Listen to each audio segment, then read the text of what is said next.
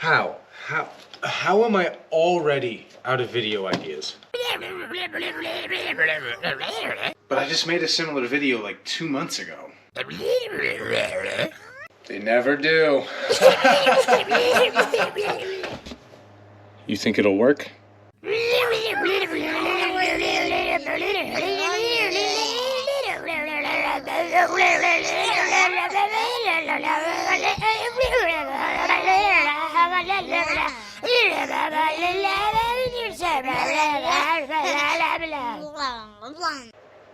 Wait.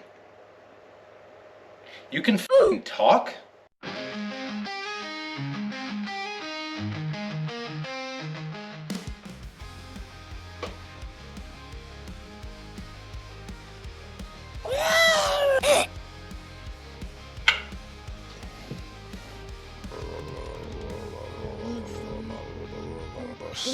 So if you've been following this channel's transformation from predominantly an art channel to more of a commentary slash analog living channel, let's call it, you've probably heard me mention a bunch of times that I'm trying to just evaporate my phone from my existence as best I can.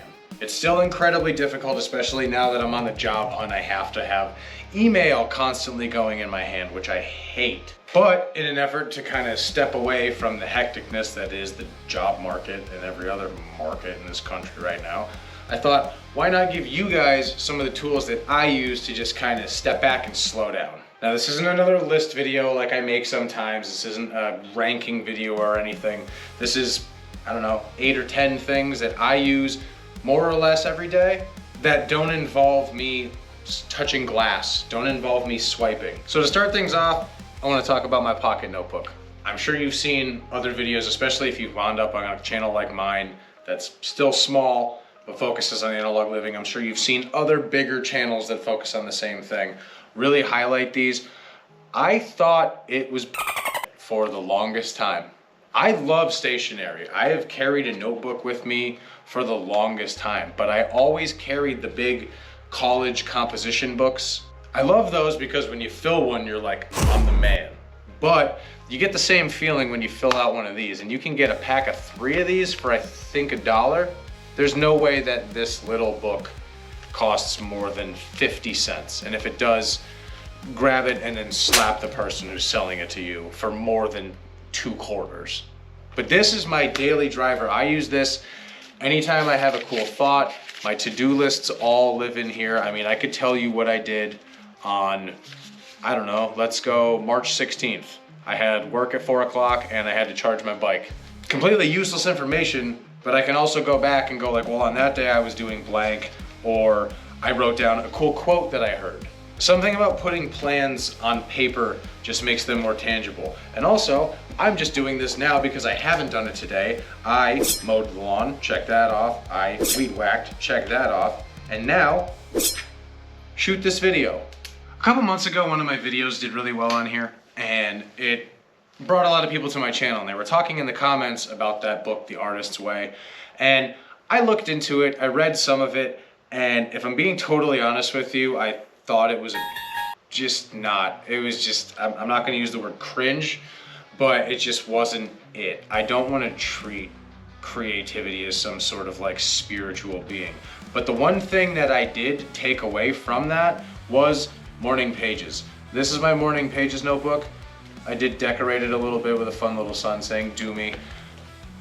If you're familiar with the morning pages, nifty. If you're not, it's essentially you're supposed to write 3 pages a day, first thing in the morning. There's some other rules that go along with it, but I have sort of adapted mine. I don't hold myself like at knife point to do them every day. If I don't get them done first thing in the morning because life happens, I'm not gonna beat myself up about it. But I took what I liked, I got rid of what I didn't like. And now, every morning, when I find the time, I write 3 pages. My only rule that I hold myself to is once the pen gets going, I don't let it stop until I've done 3 pages. I don't care what I'm writing, even if I'm just writing nonsense over and over again, that still counts to me. As long as my hand doesn't stop, and then if I have another thought, I just start throwing it up. But I write out what I have to do that day, things that I stress out about, things I am excited about. I was super skeptical when I started doing these. I was really trying to do journaling for a long time, different styles of it as well, and I just really couldn't get into the habit of it. But I've been doing morning pages now for almost 3 months now, and I have no intention of stopping at all. I look forward to it now. Just grab my notebook, I turn on some light music, and I just go. And then when I'm done, I put the cap back on my pen, I throw this back on my notebook, and the rest of my day is good to go. I've gotten out all the stresses in my head from yesterday, or anything that annoyed me right as I opened my eyes. But I'm sure there's other people out there like me that just really want to get into journaling and can't, and really just push yourself. Don't adhere to the rules of the morning pages. It's not that serious. You can be incredibly flexible. The only one that I think you should stick to is once your hand gets going, don't let it stop. You can just write whatever, but that right there is just like, you make it a conscious motion to get your brain just going and going and going, because it'll stumble, and then it'll learn to just sprint all the time. And if we're talking notebooks, it would make sense for me to talk about my 2 favorite pens. You've got the Pentalic Pilot G2 0.7 and the, I don't know, random Japanese gel pen, pack of 12 for $3 on Temu, 0.5 millimeter gel pen. These are amazing. This is the pen that I was actually using for the last 3 months to write my morning pages, and if you look real close, it's actually empty. This is the second time I have completely emptied a pen of its ink, and it feels really good. I have a little cupboard full of like the notebooks that I've filled, and I think I'm gonna just stick this in there as well. It feels like a little accomplishment. You know how many pens have you lost in your life? That is an impossible question. But if you were to ask me now how many pens I have completely run through in my life, I can say at least 2. But these pens are great. You can get a bunch of them for not a lot of money. They're really durable, they write really well, and if they stop writing really well, you just toss it. Breaking down the math, it's something like 35 cents a pen or something. But these I use, like I said, primarily on my morning pages book. Every other thing else, I use the Pilot G2. But this is my all-day pen. This is the one that's on my pocket notebook. This is the one that I use on the notebook that I use to write down notes for YouTube videos. I keep 2 of these on my computer desk at all times in case anybody needs to write anything down as well. They're just a super durable, reliable, well-made, comfortable to hold pen. And now, keeping in the realm of things you write with, Posca markers. These are amazing. I was a holdout for the longest time. I was buying like the cheap 36 pack on Amazon of Who Cares markers, and those were fine, but you'd have to do like 80 coats to get it to look as good as 1 coat of these look. Now, I'm not gonna sit here and lie to you and say that a pack of 8 of these is not $17. These are kind of pricey, but you are absolutely getting your money's worth. The colors are vibrant, they last a long time, and you can use these on all sorts of stuff. I've been drawing on my computer desk, I've been drawing on the walls of my basement, and lately I've been making zines again. And I've been using these to really make them kind of pop instead of just using dull markers or Sharpies that just soak through all over the place. So if you're in the market for some paint markers, seriously, spend the extra few bucks, get yourself a thing of Posca markers. Now, this next item took me 34 years to make a habit out of wearing, and that is a watch. Now, I don't expect my style of watch to be for everybody. This is an Armatron. It looks crazy, and I love it because it matches my shoes perfectly. But there's just something nice about just turning your watch and seeing the time. I'm the type of guy who, I slide my phone out of my pocket, check the time, oh, what's that? And I'm gone for 15 minutes. Having this completely eliminates the need for me to even reach into my pocket and run the risk of getting caught up in some dumb shit for an hour. I've tried watches before. My wife has gotten me some very nice watches in the past, and I've worn them and I've lost them or they've become broken. But there's something nice about waking up in the morning, throwing on my watch, going outside, reading a little bit, before everybody wakes up, and just being able to look, be like, oh, all right, now it's time to go get the coffee brewing. It took a long time. Wearing stuff on my wrist for me has never been super comfortable, but now not wearing this actually feels kind of weird. And you don't even have to go the digital route. I've got a couple of analog watches on the shelf up over there. Those are for nicer events, stuff I don't want to get broken. This, I'll wear this all day long. You know what? Much better. Yo, you got any Zaza, dog? And if by Zaza you mean sewing supplies, yeah, dog, I am rich with Zaza.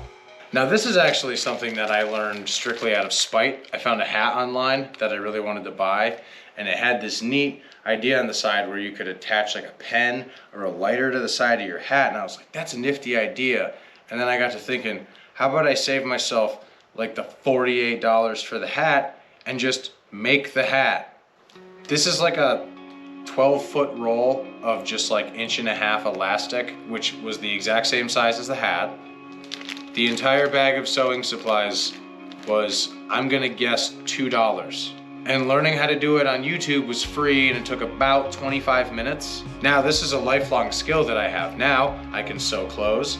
You can sew bindings on books if you want to make your own magazines. We'll get into that in a minute. And I was able to make the hat. I actually made enough versions of the hat, and I gave them to my homies as a Christmas present a couple years ago. Sewing always seemed so daunting when I was younger, and then I did it for an hour and I was just like, oh, this really is actually as simple as it looks on movies and in everywhere. So those are my favorite analog tools for if you ever feel like journaling or creating more or less. But I also wanted to give you guys a couple more analog activities to do. Showing you notebooks and stuff is nifty and everything, but that's just, hey, go spend money. And if you're watching this, I'm willing to bet you might only have to go spend money on one of these next 3 things, because I'm guessing you have the other 2 in your house right now. So I just mentioned it a second ago, but the first activity is making zines, 8-page zines out of 1 piece of computer paper. Now, I'm not gonna fold this and show you how to do it. There's a million other videos. There's shorts out there that are really well made that teach you how to do this in less than 2 minutes. Zines, if you're unfamiliar, are literally just little magazines that you can make yourself. This is a zine about fish. At first, I was just gonna make it a bunch of silly drawings of fish, and then I actually decided that I would go to fishgenerator.whatever and just make this actually like a lightly educational thing about different types of fish. And then on the back, if you're a fan of How I Met Your Mother, fish are weird, right? But you can make as many of these as you want. I sketched out and colored this thing in a couple hours. I was just watching a horror movie and I did this while doing that. And you can make these about anything you want. This doesn't have to be about fish. There's one I made a couple years ago that's literally just a bunch of drawings of jars full of farts. So go check out one of those short videos, because again, these are super fun, but I'm not gonna do you any service by just showing you how to poorly fold computer paper. The reason I assumed you would have 2 out of the 3 things that I mentioned is 1 is computer paper. I guess you could also throw in a pair of scissors on the last one. This one is just books. I know you have books in your house. Don't act like you don't, and stop buying new ones and not reading them. Now this, much like my watch, took me a very long time to get into. It's still really hard for me to carve out like a good chunk of time and read. I can do it in increments of 35, 45 minutes. But anything past that, I start getting real antsy, start getting real like agitated for no reason. And it's because I'm just forcing my brain to stop.